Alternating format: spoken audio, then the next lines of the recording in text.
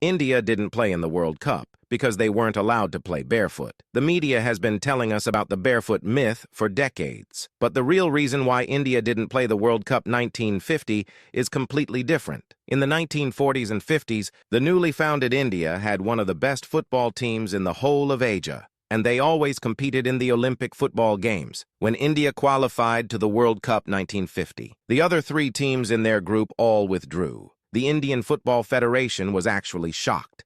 The trip to World Cup host, Brazil, was almost 15,000 kilometers and, of course, cost a lot of money. But the football associations of several Indian states promised donations, so it could have been possible. The real problem here was wrong priorities. After all, the Indian Football Federation had to decide, is it worth spending this money on a trip to the World Cup, or do we rather want to go to the Olympic football games in Helsinki, Finland, 1952? Well, just 10 days before the World Cup 1950, they sent a letter to FIFA saying we're not coming, and they decided for the Summer Olympics instead, which nowadays is still seen as the biggest mistake ever in Indian football.